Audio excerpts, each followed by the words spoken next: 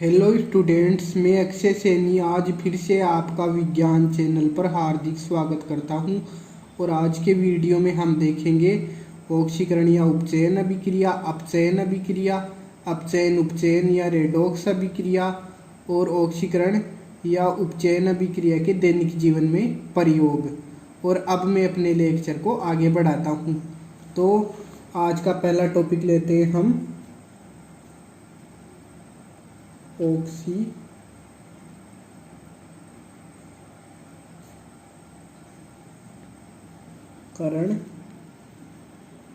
या उपचयन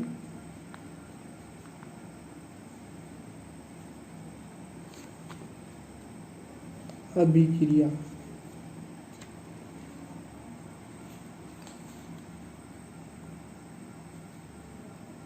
और इसको बोलते हैं इंग्लिश में ऑक्सीडेशन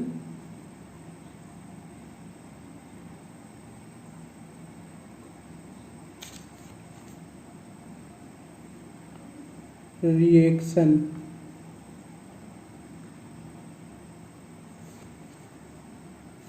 और सबसे पहले हम देखते हैं इसकी परिभाषा, जो मैं आप लोगों के सामने लिखने जा रहा हूँ। वह है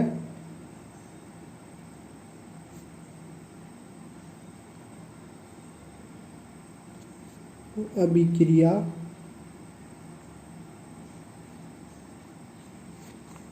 जिसमें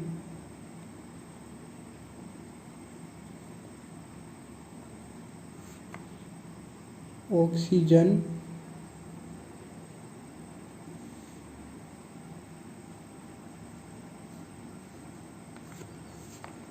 का योग हुआ हाइड्रोजन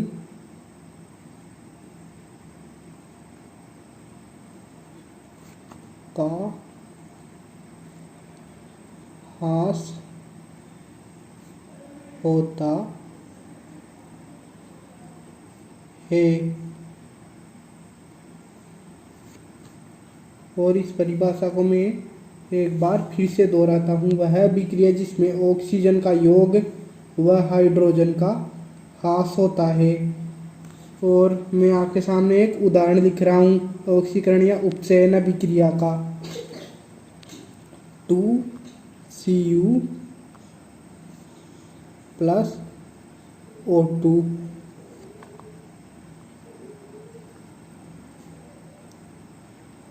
तापन 2CuO। और मैं आप लोगों को सुविधा के लिए बता दूं, ये है कॉपर और ये है ऑक्सीजन और ये है क्यूप्रस ऑक्साइड। तो कि जब कॉपर और ऑक्सीजन को ताप देकर या कॉपर और ऑक्सीजन को ताप देने पर क्यूप्रस ऑक्साइड का निर्माण होता है। जैसे एक चीज़ देखिए, तो इसमें क्या है, कॉपर के साथ ऑक्सीजन का योग हो जाता है और ये क्यूप्रस ऑक्साइड का निर्माण कर लेता है। तो इधर क्या हो रहा है, ऑक्सीजन का योग।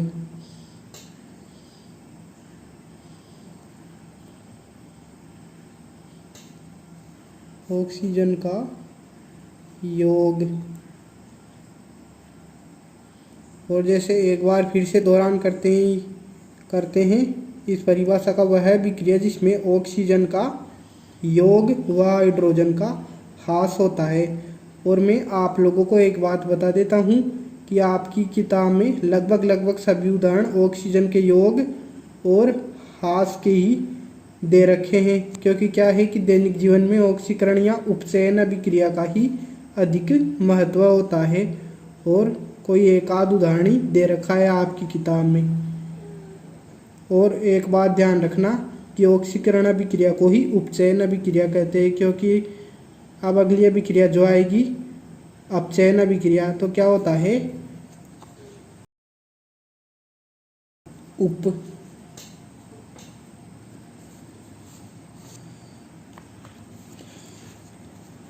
और अब हम देखते हैं आज का अगला टॉपिक, अपचयन,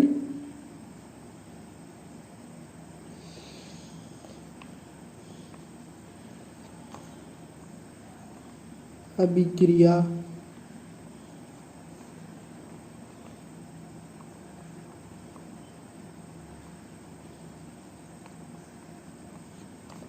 और इसको बोलते हैं इंग्लिश में रिडक्शन,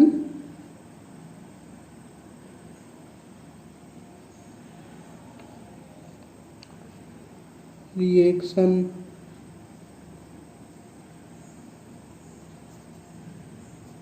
और अब हम देखते हैं इस अपचयन, अभिक्रिया या रिडक्शन रिएक्शन की परिभाषा, जो मैं आप लोगों के सामने लिखने जा रहा हूँ।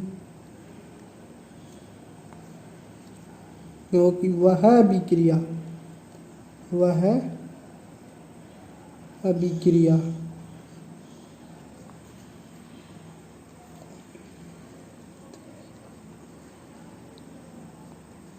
जिसमें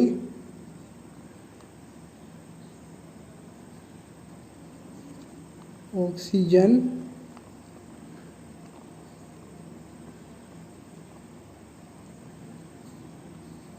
का ह्रास व हाइड्रोजन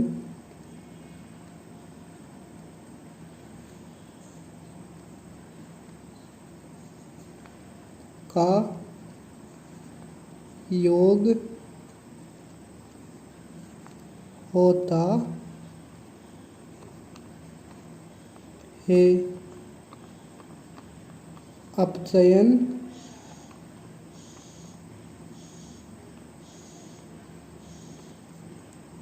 अभिक्रिया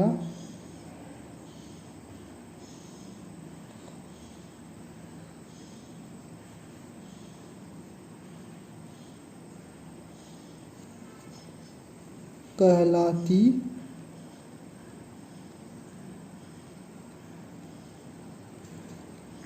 है।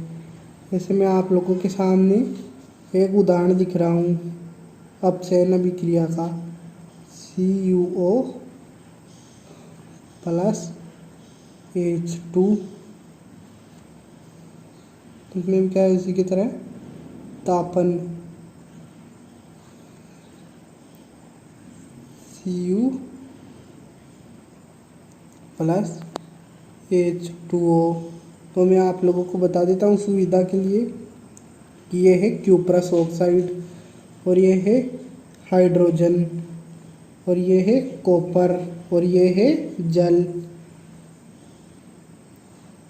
और इनमें क्या होता है कि क्यूप्रस ऑक्साइड और हाइड्रोजन गैस को ताप देने पर ये दोनों आपस में क्रिया करके कॉपर और जल का निर्माण करते हैं। तो इसमें क्या होता है कि ऑक्सीजन निकल जाती है और इसके फलस्वरूप क्या होता है, कॉपर का निर्माण होता है। तो इसमें क्या हुआ, ऑक्सीजन का ह्रास, ऑक्सीजन का ह्रास। और मैं आप लोगों को एक बार फिर से बता देता हूँ कि इसमें क्या होता है कि ऑक्सीजन निकल जाती है और कॉपर का निर्माण हो जाता है, ऑक्सीजन निकल जाती है या ऑक्सीजन का ह्रास हो जाता है। और मैं इस परिभाषा को फिर से दोहराता हूँ और मैं आप लोगों को एक बात बता देता हूँ। तो इसमें क्या है, ताप दिया जाता है, इसलिए आपकी बुक में तापन शब्द का प्रयोग किया गया है, जो मैंने आप लोगों को पिछले वीडियोज में बताया था। जैसे वह अभिक्रिया जिसमें ऑक्सीजन का ह्रास व हाइड्रोजन का योग होता है। और ये बात तो मैंने पहले ही बता दी कि आपकी बुक में अधिकतर उदाहरण ऑक्सीजन के योग और ह्रास के ही दिए हुए हैं। और अब हम आते हैं आज के अगले टॉपिक पर अपचयन,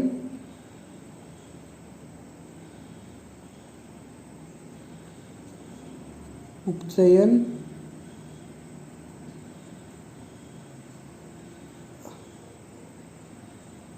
अभी अपचयन उपचयन या रेडॉक्स अभिक्रिया।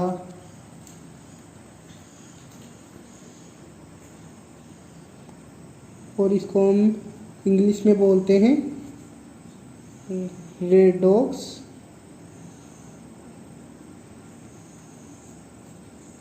रिएक्शन। और अब मैं आप लोगों को ये बता देता हूँ कि रेडॉक्स शब्द की उत्पत्ति कैसे हुई है। जैसे ये क्या है, रेडॉक्स, तो RED का अर्थ क्या है इधर, रिडक्शन।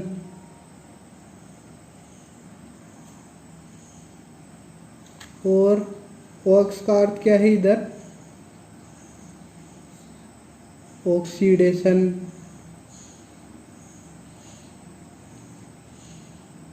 तो रिडक्शन रिएक्शन किसको कहते हैं, अपचयन अभिक्रिया। अपचयन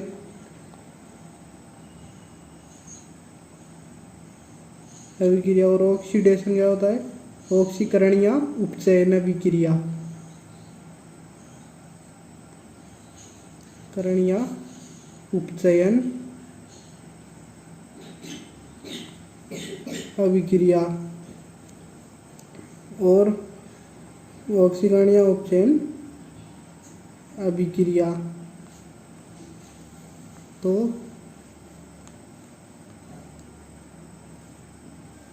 तो इस हिसाब से आप लोग आराम से इसकी परिभाषा को हम लोग लिखते हैं। बहुत ही आसान है। यहाँ मैं आपके सामने लिखने जा रहा हूँ इस परिभाषा को, वह है अभिक्रिया।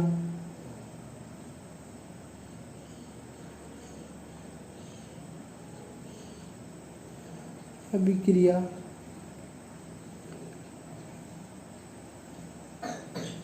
इसमें ऑक्सीकरण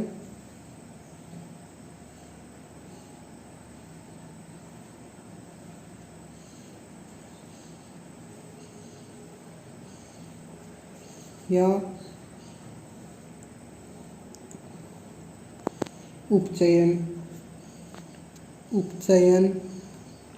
इसको हम उपचयन अभिक्रिया बोलते हैं। वह अपचयन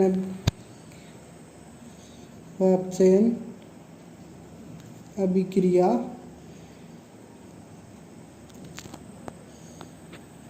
साथ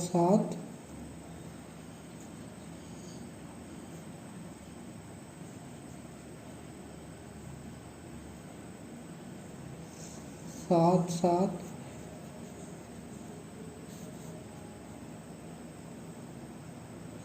होती है। अपचयन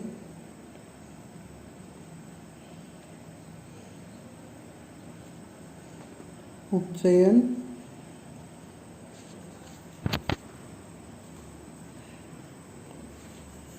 या रेडॉक्स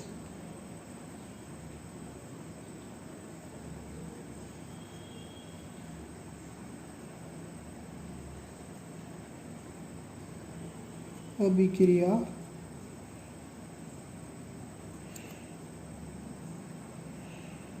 कहलाती है। तो इस परिभाषा को हम फिर से इस परिभाषा को मैं आपके सामने फिर से दोहराता हूँ। वह है अभिक्रिया जिसमें ऑक्सीकरण या उपचयन व अपचयन अभिक्रिया साथ साथ होती है। अपचयन उपचयन या रेडॉक्स अभिक्रिया कहलाती है। जैसे मैंने आप लोगों को समझाया था कुछ देर पहले। और अब मैं आपके सामने कुछ उदाहरण लिखता हूँ ऑक्सीकरण अपचयन उपचयन या रेडॉक्स अभिक्रिया के। जैसे पहला उदाहरण लेते हैं हम, जो ऊपर देखा था हमने, CuO प्लस H2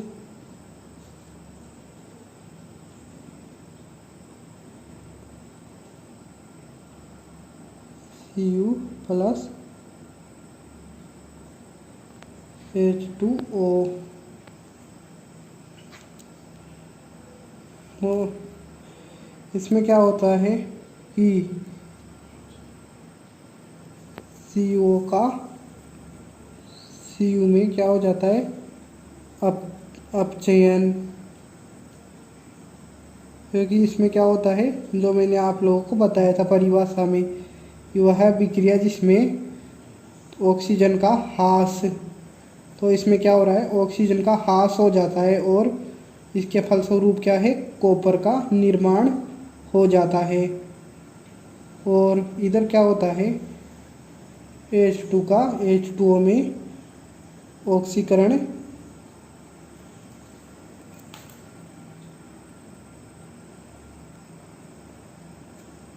या उपचयन।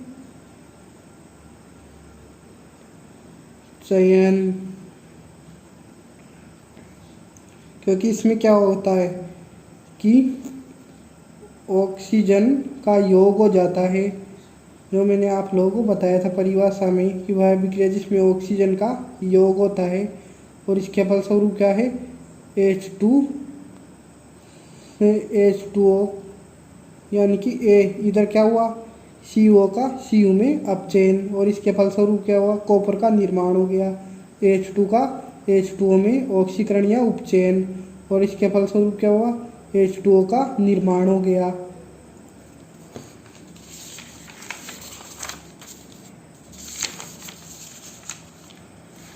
और अब मैं आप लोगों के सामने इसका एक और उदाहरण लिख रहा हूँ।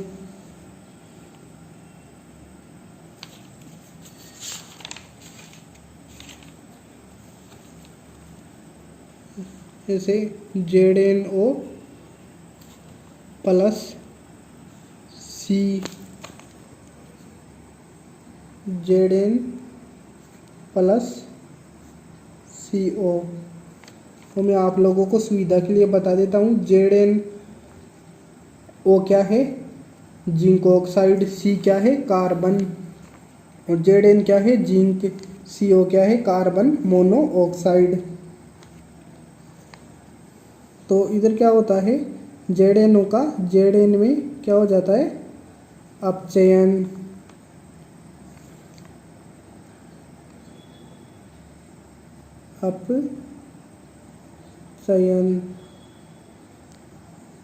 क्योंकि इसमें क्या होता है कि जो मैंने आप लोगों को बताया था कि परिभाषा के अनुसार वह विक्रिया जिसमें ऑक्सीजन का ह्रास होता है, तो इसमें क्या है, ऑक्सीजन का ह्रास हो गया और इसके फलस्वरूप क्या है, जिंक का निर्माण हो जाता है। तो क्या है कि ZnO का Zn में अपचयन हो जाता है, और इधर क्या होता है, C का CO में ऑक्सीकरण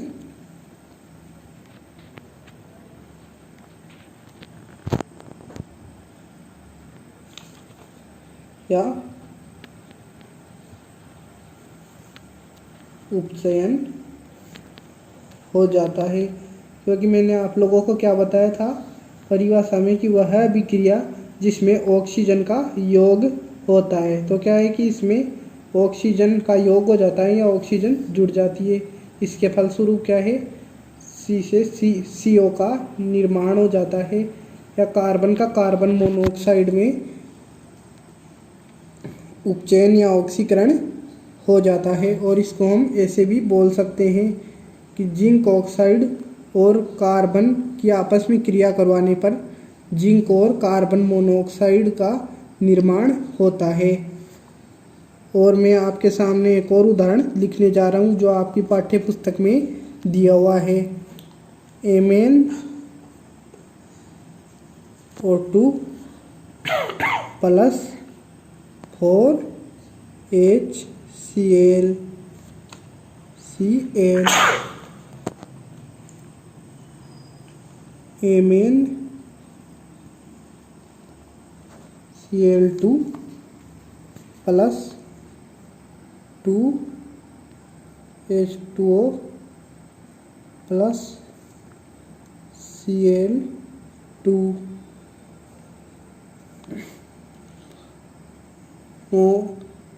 इसमें क्या होता है कि मैग्नीज ऑक्साइड, पहले क्या है मैं आप लोगों को सुविधा के लिए बता देता हूँ। MnO2 क्या है, मैग्नीज ऑक्साइड, और 4HCl क्या है, हाइड्रोक्लोरिक अम्ल, और MnCl2 क्या है, मैग्नीज क्लोराइड, और 2H2O क्या है, जल के दो अणु, प्लस Cl2 क्या है, क्लोरीन। तो इसमें क्या होता है कि मैग्नीज ऑक्साइड और हाइड्रोक्लोरिक अम्ल आपस में क्रिया करके मैग्नीज क्लोराइड और जल के दो अणु और क्लोरीन गैस का निर्माण करते हैं। तो इसमें क्या होता है कि MnO2 का MnCl2 में क्या हो जाता है, अपचयन, क्योंकि इसमें क्या होता है कि जो मैंने आप लोगों को बताया था कि वह विक्रिया जिसमें ऑक्सीजन का ह्रास होता है या ऑक्सीजन निकल जाती है। तो इसमें क्या होता है कि ऑक्सीजन निकल जाती है और इसके फलस्वरूप क्या है, मैग्नीज ऑक्साइड मैग्नीज क्लोराइड में परिवर्तित हो जाता है, या मैग्नीज ऑक्साइड का मैग्नीज क्लोराइड में अपचयन हो जाता है। और इधर क्या होता है कि HCl का Cl2 में क्या हो जाता है, ऑक्सीकरण,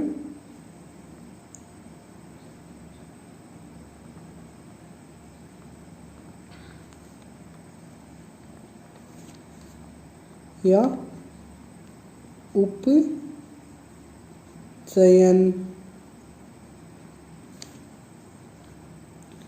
तो इसमें क्या होता है, जो मैंने आप लोगों को बताया था परिभाषा में कि वह विक्रिया जिसमें ऑक्सीजन का योग व हाइड्रोजन का ह्रास होता है। तो इसमें क्या होता है कि हाइड्रोजन का ह्रास हो जाता है या हाइड्रोजन गैस निकल जाती है, और इसके फलस्वरूप क्या होता है, Cl2 का निर्माण हो जाता है। तो इस हिसाब से क्या है कि HCl का Cl2 में ऑक्सीकरण या उपचयन हो जाता है। तो इन सभी अभिक्रियाओं की सहायता से क्या है, हम परिभाषा को, या आप लोग भी परिभाषा को आराम से 2-3 बार पढ़कर याद कर सकते हो कि वह विक्रिया जिसमें ऑक्सीकरण या उपचयन व अपचयन अभिक्रिया साथ साथ होती है, रेडॉक्स अभिक्रिया कहलाती है। और अब हम देखते हैं ऑक्सीकरण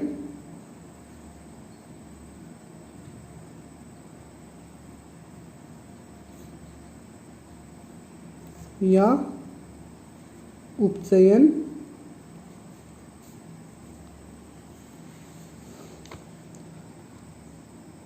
अभिक्रिया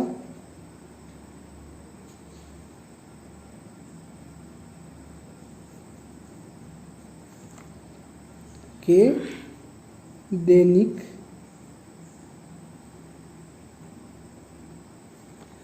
जीवन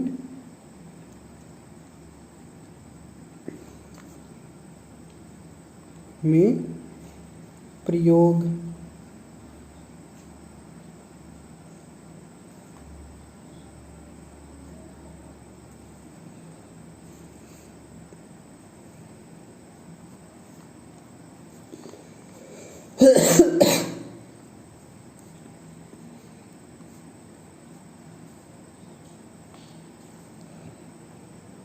और ऑक्सीकरण और उपचयन अभिक्रिया के दैनिक जीवन में जो प्रयोग है उसमें हम पहला बिंदु लेते हैं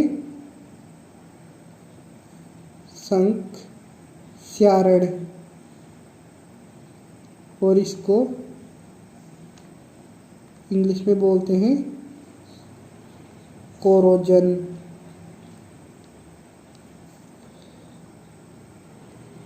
और सबसे पहले हम देखते हैं संक्षारण की परिभाषा, जो मैं आप लोगों के सामने लिखने जा रहा हूँ। जब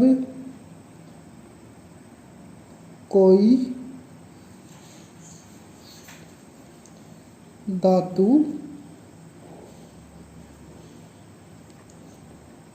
अपने आस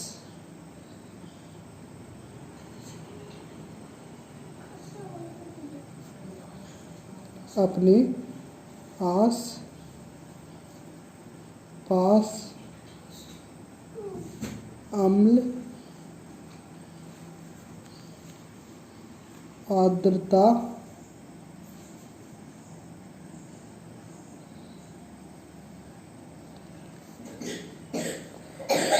आदि के संपर्क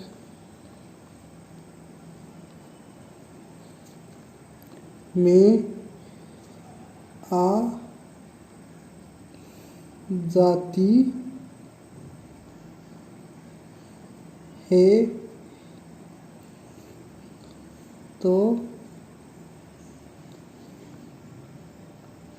वह संक्षारित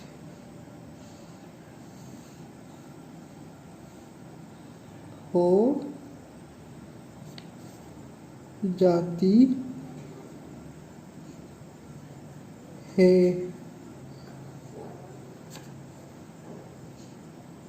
यह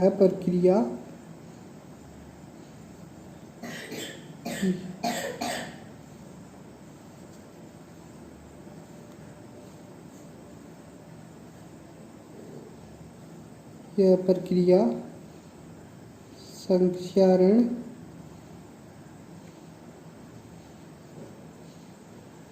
कहलाती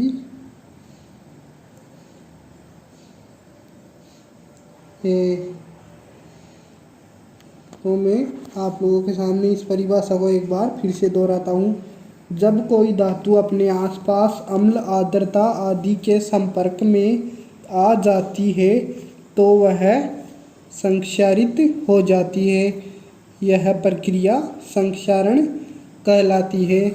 तो मैं आप लोगों को यह समझा देता हूँ कि इसका शाब्दिक अर्थ क्या है। संक्षारण का शाब्दिक अर्थ क्या है। से या हास और शरण या कम होना।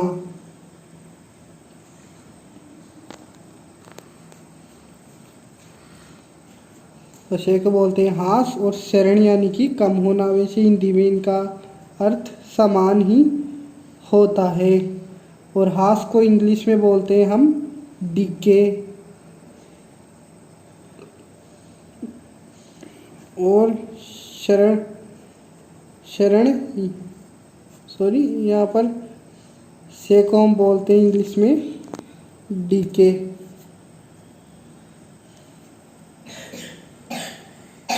क्या होता है कि से को बोलते हैं इंग्लिश में डीके और चरण को बोलते हैं लीकेज। तो फिर क्या है कि मैं आप लोगों को उदाहरण देता हूँ, फिर अपने आप ही समझ में आ जाएगा। जैसे एक उदाहरण देते हैं हम, लोहे पर जंग लगना, जो आप लोग कक्षा 7 में पढ़ चुके हो। जैसे लोहे पर जंग लगना क्या होता है। वैसे आप लोग दैनिक जीवन में देखते होंगे कि लोहे की क्या होती है, नई वस्तुएं क्या है, वैसे तो चमकीली होती है, लेकिन कुछ समय बाद क्या होता है कि उस पर भूरे रंग की लालिमा युक्त परत जम जाती है।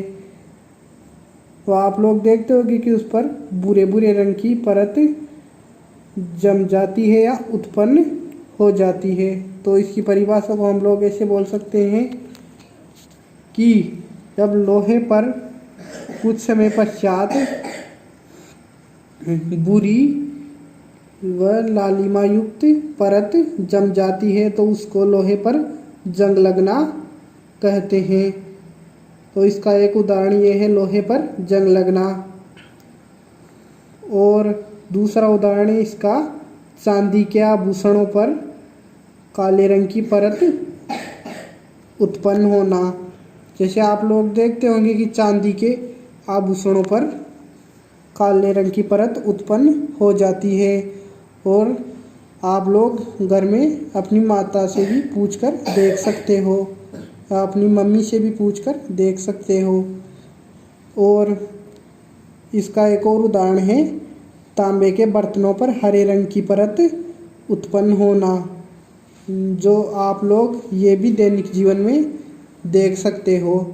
वैसे क्या है, इससे बचाव के उपाय आपकी पाठ्य पुस्तक में नहीं दे रखे, फिर भी मैं आप लोगों को बता देता हूँ कि आप लोगों ने कक्षा 7 में पढ़ा होगा।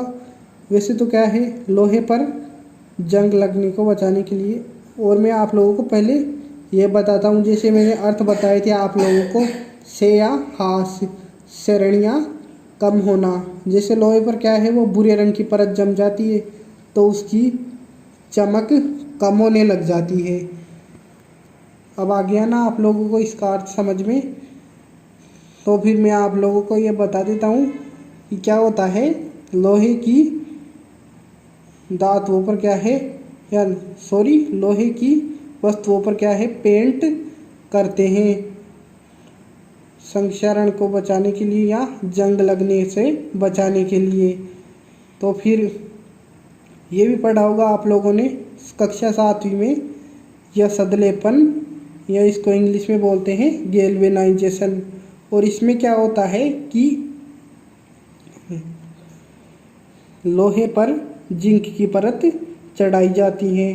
तो लोहे पर जिंक की परत चढ़ाने की प्रक्रिया को गैल्वेनाइजेशन या सदलेपन कहते हैं, जिससे कि उस पर क्या है, जंग नहीं लगती है या जंग लगने से रोका जा सकता है। तो इसका हम दूसरा प्रयोग देखते हैं, विकृत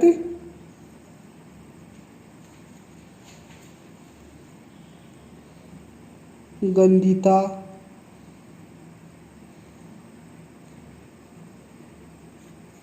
और इसको हम बोलते हैं रेंसिडिटी।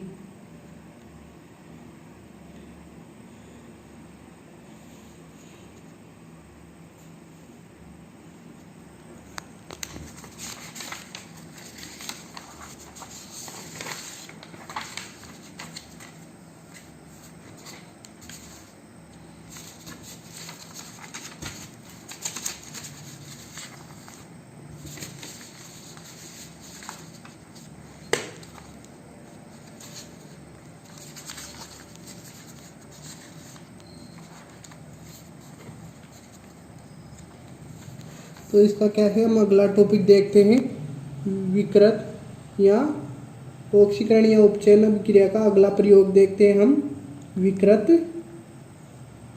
गंधिता।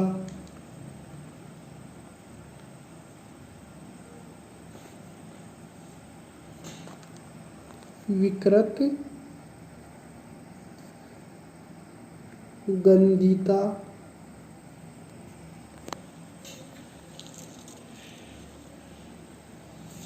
और इसको बोलते हैं हम रेंसिडिटी।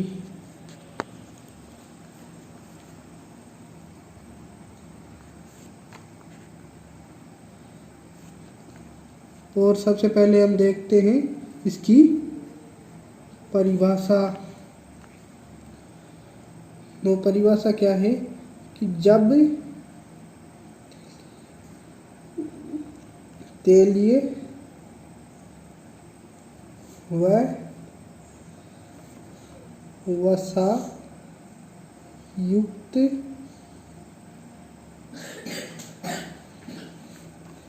खाद्य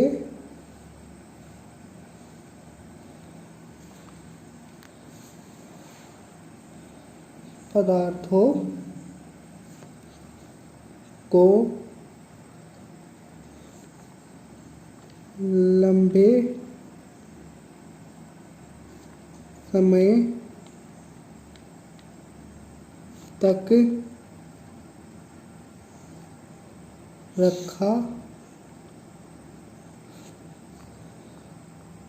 रखने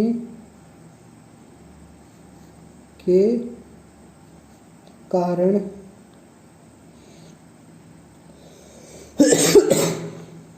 वे वायु में उपस्थित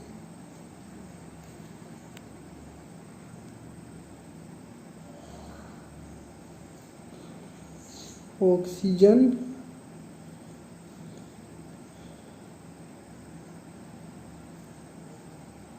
के साथ क्रिया करके ऑक्सीकृत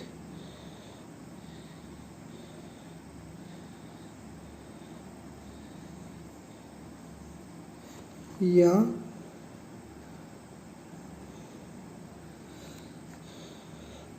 उपचयित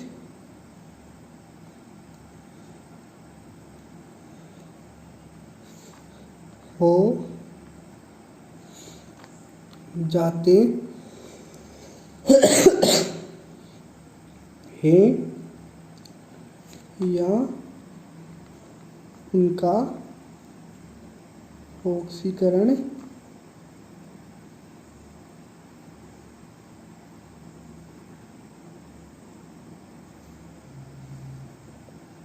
या उपचयन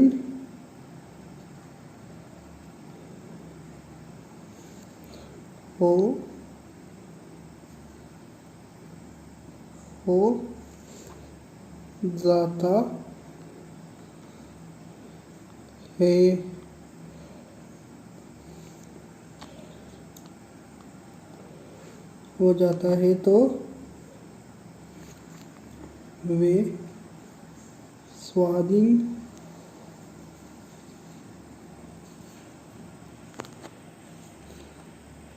हो जाते हैं व उनसे दुर्गंध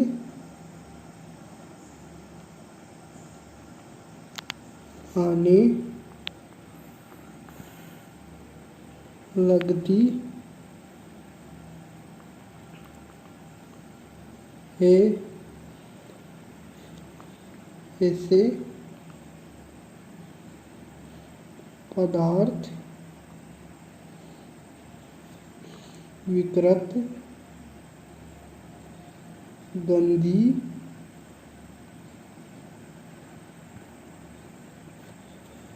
पदार्थ कहलाते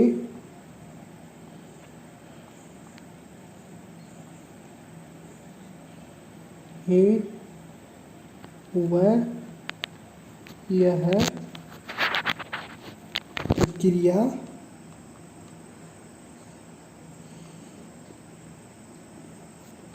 विकृत गंधीता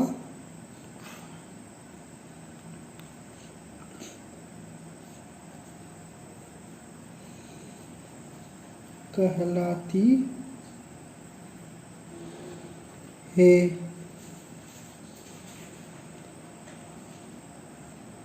और मैं आप लोगों के सामने इसे एक बार फिर से दोहराता हूँ। यह परिभाषा बड़ी भले ही है लेकिन बहुत ही सरल है कि जब तेलीय व वसायुक्त खाद्य पदार्थों को लंबे समय तक रखने के कारण वे वायु में उपस्थित ऑक्सीजन के साथ क्रिया करके ऑक्सीकृतियाँ उपचयित हो जाते हैं या उनका ऑक्सीकरण या उपचयन हो जाता है। आप लोग ये दोनों बातें भी लिख सकते हो कि वायु में उपस्थित ऑक्सीजन के साथ क्रिया करके वे ऑक्सीकृतियाँ उपचयित हो जाते हैं या उनका ऑक्सीकरण या उपचयन हो जाता है। आप लोग ये दोनों बातें भी लिख सकते हो या कोई एक बात भी लिख सकते हो तो भी चलेगा। तो वे स्वादहीन हो जाते हैं व उनसे दुर्गंध आने लग जाती है, यानी कि उनका स्वाद खराब हो जाता है। और उनसे दुर्गंध आने लगती है। ऐसे पदार्थ विकृत गंदी पदार्थ या रेंसिड मैटर कहलाते हैं। वह यह प्रक्रिया विकृत गंधीता कहलाती है। जैसे मैं आप लोगों को समझाने की कोशिश करता हूँ, शब्द से समझो। आप लोग इसे नोट भी कर सकते हो। नोट समझ के लिए, विकृत गंधीता, गंधीता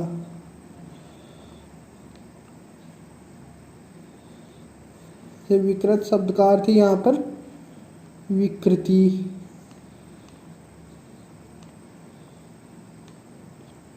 विकृत या खराब। जैसे हमारे शरीर में भी कोई विकृति आ जाती है तो क्या होता है, शरीर भी विकृत या खराब हो जाता है। और इधर गंधीता का अर्थ क्या है, गंध। तो क्या होता है, खराब गंध। आप लोग इसे नोट कर सकते हो अपनी कॉपी में और इसको देखकर आराम से समझ सकते हो। और इसे आप 2-3 बार में ही याद कर सकते हो इस परिभाषा को। तो मैं एक बार फिर से दोहराता हूँ। जब तेलीय व वसायुक्त खाद्य पदार्थों को लंबे समय तक रखने के कारण वे वायु में उपस्थित ऑक्सीजन के साथ क्रिया करके ऑक्सीकृतियाँ उपचयित हो जाते हैं या उनका ऑक्सीकरण या उपचयन हो जाता है तो वे स्वादहीन हो जाते हैं व उनसे दुर्गंध आने लगती है। जो मैंने आपको नीचे बताया, विकृत गंधीता की खराब गंध। ऐसे पदार्थ विकृत गंधी पदार्थ कहलाते हैं। वह यह प्रक्रिया विकृत गंधीता कहलाती है। तो फिर अब हम आते हैं इसको रोकने के उपाय। इसको रोकने के उपाय, इसको कैसे रोका जा सकता है। तो इसके लिए क्या है कि तेलीय व वसायुक्त खाद्य पदार्थों में क्या है, प्रतिऑक्सीकारक पदार्थ मिलाए जाते हैं या एंटीऑक्सीडेंट्स मिलाए जाते हैं। और क्या है कि तेलीय व वसायुक्त खाद्य पदार्थों को क्या है कि वायुरोधी बर्तन में रखा जाता है, जिससे क्या है कि वायु उसमें प्रवेश नहीं कर पाएगी। जैसे नाम से ही पता चल रहा है, वायु रोधी।